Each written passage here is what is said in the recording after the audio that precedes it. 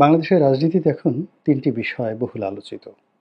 ১ নম্বর, নির্বাচন সঠিক সময়ে হবে কি হবে না, নির্বাচন পেছানোর জন্য এক পক্ষ চেষ্টা করছে, আর ডিসেম্বর মাসের মধ্যে নির্বাচন করার জন্য অপর পক্ষ জিদ ধরেছে। এটি একটি সমস্যা। দ্বিতীয় সমস্যা হলো যে আওয়ামী লীগ নামক যে দলটি গণঅভ্যুত্থানের মাধ্যমে ক্ষমতাচ্যুত হয়েছে, তাদেরকে নির্বাহী আদেশে নিষিদ্ধ করা হবে কি হবে না। পক্ষে এবং বিপক্ষে দুটো দল সক্রিয়, যথেষ্ট শক্তিশালী। আর ৩ নম্বর, সংবিধান, যেটি ৭২-এর সংবিধান, মহান মুক্তিযুদ্ধের মাধ্যমে অর্জিত সংবিধান, সেটি বহাল থাকবে এবং এটার মধ্যে প্রয়োজনীয় যে অ্যামেন্ডমেন্ট দরকার, সেই অ্যামেন্ডমেন্টগুলো করার জন্য প্রয়োজনীয় সুপারিশমালা থাকবে, নাকি এই ৭২-এর সংবিধানটিকে নতুন করে পুনর্লিখন করা হবে। অর্থাৎ ৭২-এর আদলে ফিরিয়ে এনে এই সরকারের, বর্তমান সরকারের যে সকল সুপারিশ রয়েছে ওইগুলোকে সংযুক্ত করে একটি নতুন সংবিধান। ৩ নম্বর হলো যে পুরো সংবিধানটিকে অ্যাবসলিউটলি একদম ছুঁড়ে ফেলে দিতে হবে। ফেলে দিয়ে নতুন যে সরকার এখন আছে এবং তারা যে বিপ্লবের কথা বলছে, সেই বিপ্লবের যে স্পিরিট, এটিকে ধারণ করে অ্যাবসলিউটলি নিউ ডাইমেনশনের মাধ্যমে এটি নতুন সংবিধান রচিত হবে, যেটি পাকিস্তানে হয়েছিল। আগের সংবিধান বাদ দিয়ে নতুন একটি সংবিধান প্রণয়ন কমিটি গঠন করা হয়েছিল। এই ৩টি বড় দাগের সমস্যা। এই বড় দাগের সমস্যার বাইরে আরও ২টি ছোট দাগের সমস্যা রয়েছে এবং এই ছোট দাগের সমস্যা নিয়ে মূলত বড় দাগের সমস্যাগুলোর কারণে যে হানাহানি, মারামারি, কাটাকাটি, রক্তপাত, খুন জখম হওয়ার সম্ভাবনা রয়েছে, তার চেয়ে ছোট দাগের সমস্যা নিয়ে আরও বেশি খুন খারাপি হওয়ার সম্ভাবনা। ১ নম্বর হলো একটি যেটাকে বলা হয় স্থানীয় নির্বাচন আগে হবে না জাতীয় নির্বাচন আগে হবে।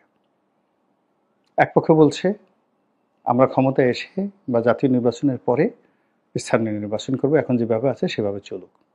অপরপক্ষ বলছে যে না, স্থানীয় সরকারের কাজকর্মে স্থবিরতা দেখা দিয়েছে, কাজেই স্থানীয় সরকার নির্বাচন আগে করা হোক।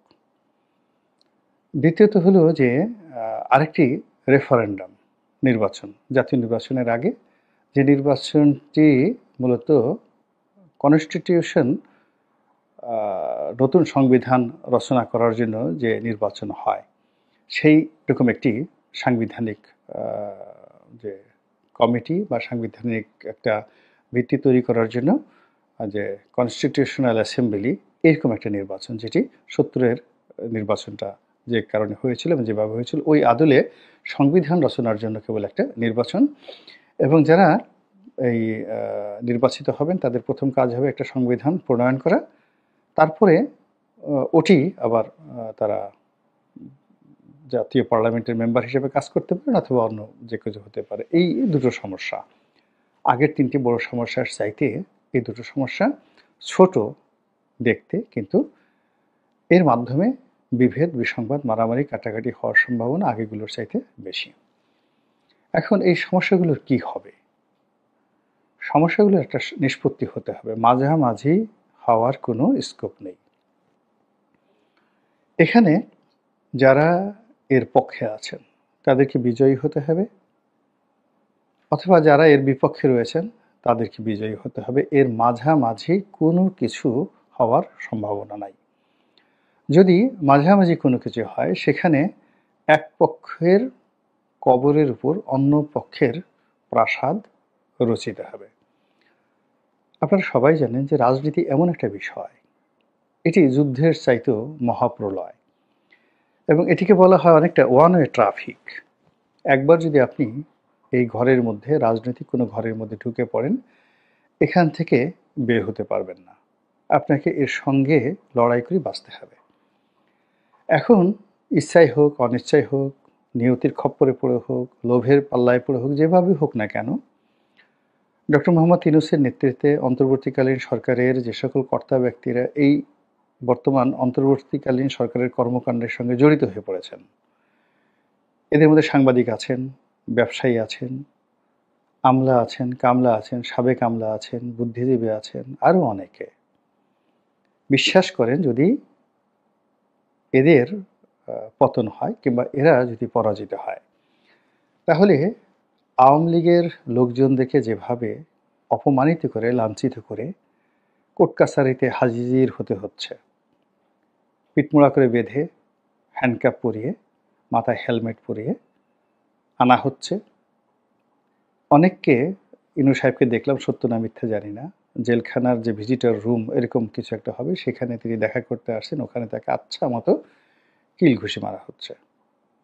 আবার যখন কোর্টে হাজির করা হচ্ছে, তখন আর এক দফা ডিম মারা, কিল ঘুষি মারা, লাথি গুঁতো মারা, এরকম জিনিসগুলো অনেকগুলো হচ্ছে, যেটি আওয়ামী লীগের পতনের আগে কল্পনাই করা যেত না। বিএনপির কোনো নেতাকে এভাবে হেলমেট পরিয়ে, এভাবে মারধর করে আওয়ামী লীগ কোর্টে উঠিয়েছে বা উঠাবে, এটা আমরা কল্পনাই করতে পারতাম না। সারা বাংলাদেশে কিয়ামত হয়ে যেত, কিন্তু যেটি এখন হচ্ছে। আর এই অবস্থাতে যদি আগামীতে আরেকটি ভার্সন, পতনের আরেকটি ভার্সন আসে, তাহলে পায়ে হ্যান্ডকাপ, হাতে হ্যান্ডকাপ, এবং অনেকটা আমরা সিনেমার স্টাইলে যেভাবে দেখি ডান্ডা বেড়ি, সেই ডান্ডা বেড়ি পরানো হবে এবং সারা শরীরে লোহার পোশাক পরানো হবে। তারপর যেভাবে আরব্য রজনীর গল্পের মতো করে জেনাকার ব্যভিচারদেরকে যেভাবে পাথর মারা হয়, তো ওইভাবে পাথর মারার চেষ্টা করা হবে। আর ওই যে শিল্ড, সারা শরীরে যে তাদের বডি শিল্ড থাকবে, স্টিলের তৈরি, রোবটের মতো, টার্মিনেটরের মতো, ওইগুলোতে সেই ঢিল লাগবে আর টন টন টন টন করে আওয়াজ হবে।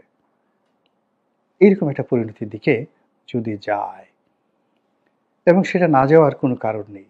এর কারণ হলো, যে কোনো মন্দ কাজ এটি জ্যামিতিক হারে বাড়তে থাকে, ভালো কাজ বাড়ে না, ভালো কাজ কমতে থাকে, মন্দ কাজ জ্যামিতিক হারে বাড়তে থাকে। আমাদের ইতিহাসে বঙ্গবন্ধু বিজয়ের পর ৭২, ৭৩, ৭৪ সনে তিনি তার রাজনৈতিক প্রতিপক্ষের সঙ্গে যে আচরণ করেছেন, ৭৫-এর পট পরিবর্তনের পর সেটি আরও জল্লাদের পর্যায়ে চলে গেছে। জেলখানাতে ৪ নেতার হত্যাকাণ্ড কল্পনাই করা যায় না। এরপর এরশাদ জমানাতে সেটা আরও বেড়েছে, ৯১-তে সেটা আরও বেড়েছে। এরশাদ সাহেব যখন জেলখানাতে গেছেন, তার জেলখানাতে সার্কিট ক্যামেরা লাগিয়ে দেওয়া হয়েছে যেন তিনি ঠিকমতো প্রাকৃতিক কর্মকাণ্ড করতে না পারেন। এবং এরশাদ সাহেব এবং এরশাদ সাহেবের পরিবারে যে অপমান করা হয়েছে, এর চাইতে আবার বেশি অপমান করা হয়েছে 1/11-এর সময় তারেক রহমান সাহেবের সঙ্গে, বেগম খালেদা জিয়ার সঙ্গে, আরাফাত রহমান কোকোর সঙ্গে পিটিএ, মানে আরাফাত রহমান কোকো এবং তারেক রহমান সাহেবকে পিটিএ রীতিমতো জীবন্ত লাশে পরিণত করে দেওয়া হয়েছে। তো এখন এই যে বেড়েছে, একটার পর একটা বেড়েছে। আবার আওয়ামী লীগ জমানাতে যেভাবে ক্রস ফায়ার হয়েছে, যেভাবে আয়নাঘর হয়েছে, যেভাবে ডিবি অফিসে নিয়ে নির্যাতন করা হয়েছে, তার সঙ্গে জ্যামিতিক হারে পাল্লা দিয়ে এই বর্তমানে ইনু মিনু টিনু যারা ধরা পড়েছেন তাদের সঙ্গে হচ্ছে। আগামী দিনেও যারা ঘিনু মিনু পিনু, চিনু মিনু টিনু, এদেরও এই অবস্থা যেটা বললাম, যে ওইরকম হাতে পায়ে ডান্ডা বেড়ি পরিয়ে এরকম ঘটানো হবে। তো সেটা যদি ঘটানো হয়, তাহলে আপনি বুঝছেন, আমি বুঝছি, এখন যারা আছেন তারা কি বুঝেন না? অবশ্যই বুঝেন। ফলে এই বোঝার কারণে কি করছেন, তারা ইস্যু তৈরি করছেন তাদের ক্ষমতাকে পাকাপোক্ত করার জন্য, অথবা নিরাপদ প্রস্থানের জন্য, অথবা তারা যাদের হাতে ক্ষমতা হস্তান্তর করবেন তাদের সঙ্গে একটি হৃদ্যতাপূর্ণ আন্ডারস্ট্যান্ডিং তৈরি করার জন্য। এবং অতীতে এইভাবে অনেকবার হয়েছে। যেমন এরশাদ সাহেবকে একটা সেফ এক্সিট দেওয়ার কথা হয়েছিল, পরবর্তীতে সেই সেফ এক্সিটটা না দেওয়ার কারণে বিএনপিকে অনেক, যাকে বলা হয়, দায় পরিশোধ করতে হয়েছে। তারপর ৭৫-১৫ আগস্টের যারা হোতা ছিলেন তাদেরকে সেফ এক্সিট দিয়েছিলেন জিয়াউর রহমান সাহেব, এটি ক্যান্টনমেন্টের একটা সিদ্ধান্ত ছিল। আবার 1/11-এর যারা হর্তাকর্তা ছিলেন তাদেরকে শেখ হাসিনা সেফ এক্সিট দেবেন এই চুক্তিতে স্বাক্ষর করে তাকে ক্ষমতা আসতে হয়েছে। তো এরকম সবসময় হয়। আবার এখন যারা ক্ষমতায় এসেছেন তারা শেখ হাসিনা এবং তার যারা লোকজন আছেন তাদের সবাইকে সেফ এক্সিট দিয়েছেন। কাজেই এখন যারা ক্ষমতা আছেন তারা তাদের সেই সেফ এক্সিটের বিষয়ে শতভাগ নিশ্চিত না হওয়া পর্যন্ত 100% নিশ্চিত না হওয়া পর্যন্ত এইরকম যে ইস্যুগুলো বললাম, ছোটোখাটো ইস্যু, বড় ইস্যু, সব মিলিয়ে তালবাহানা হতে থাকবে, এর কোনো সমাধান নেই। দ্বিতীয়ত, প্রতিপক্ষ তারা আবার যদি কোনো কারণে ঢিল দিয়ে দেয়, তাদের দাবি থেকে সরে আসে, তারা পরাজিত হয় এবং তারা কোনো কারণে যদি বিজয়ী না হয়, এবং এই যে এখন অন্তর্বর্তীকালীন সরকারের চাল বা চালবাজির সঙ্গে তারা পরাজিত হয়ে যায়, তাহলে তাদেরও পিঠের চামড়া থাকবে না, তাদের অস্তিত্ব থাকবে না। ইলেকশনে জয়লাভ দূরের কথা, এর পরবর্তীতে যদি সেনাবাহিনী অ্যাকশনের নামে, পুলিশ অ্যাকশনের নামে দেশে জরুরি অবস্থা জারি হয়, তাহলে বিশ্বাস করেন বাংলাদেশে আওয়ামী লীগের যত ক্ষতি হয়েছে তার চেয়ে বেশি ক্ষতি হবে এখন বিএনপির এবং জামাতের। এখন পশ্চিমারা যেভাবে জঙ্গিবাদের বিরুদ্ধে কথাবার্তা বলছে, যদি এই সরকার দীর্ঘমেয়াদে ক্ষমতায় থাকে বা সেনাবাহিনী ক্ষমতায় আসে, তাহলে এই যে যাদের বিরুদ্ধে জঙ্গিবাদের অভিযোগ আছে তাদের চামড়া তুলে ফেলা হবে, পশ্চাৎ দেশের চামড়া রীতিমতো তুলে ফেলা হবে। ফলে যারা নির্বাচন দাবি করছে তারা মূলত একটা ব্রিদিং স্পেস চাচ্ছে। জয় হোক পরাজিত হোক, একটি রাজনৈতিক সরকারের অধীনে নির্বাচন এর পর যে কোনো দমন পীড়ন সেটার একটা সীমা পরিসীমা থাকে, কিন্তু অনির্বাচিত সরকারের অধীন কোনো দমন পীড়নের সীমা পরিসীমা থাকে না। তো সেই দিক থেকে যে কর্মকাণ্ডগুলো হচ্ছে, সেই কর্মকাণ্ডগুলো এখন দুই পক্ষকেই মুখোমুখি অবস্থানে দাঁড়িয়ে আছে এবং যে যার মতো করে হুমকি করছেন, তম্বি করছেন, হুমকি দিচ্ছেন, ধামকি দিচ্ছেন, কৌশল করছেন, চালবাজি করছেন এবং নিজেদের যে বিষয়গুলো সেটা সংস্কার করা হবে, শেখ হাসিনার বিচার করা হবে, আগে বিচার, তারপরে সংস্কার, তারপরে নির্বাচন, এই সমস্ত নানা রকম ফন্দি ফিকির আসতেই থাকবে। এখন পবিত্র মাহে রমজান চলছে, মাহে রমজানের পরে এটা একই সাথে ত্রিমাত্রিক আকাশে বাতাসে বাঁচতে থাকবে। টেলিভিশন টকশোগুলো মানে ফাটাফাটি, ইউটিউবে আমরা যারা বলছি আমাদের রমরমা অবস্থা তৈরি হয়ে যাবে ঈদের পরে। তারপরে পত্রপত্রিকাগুলো সাধ্যমতো লিখবে, দেশের বাইরে যারা আছে তারা খোঁচাতে থাকবে, দেশের ভিতরে যারা আছে তারা পুরো পরিস্থিতি উত্তপ্ত করার চেষ্টা করবে। সব মিলিয়ে যারা রাজনীতিবিদ আছেন তারা, ক্ষমতায় যারা আসতে চান তারা, আওয়ামী লীগ এবং ডক্টর মোহাম্মদ ইউনূস সহ তার যারা সহযোগী রয়েছেন, কেউ শান্তিতে থাকতে পারবেন না।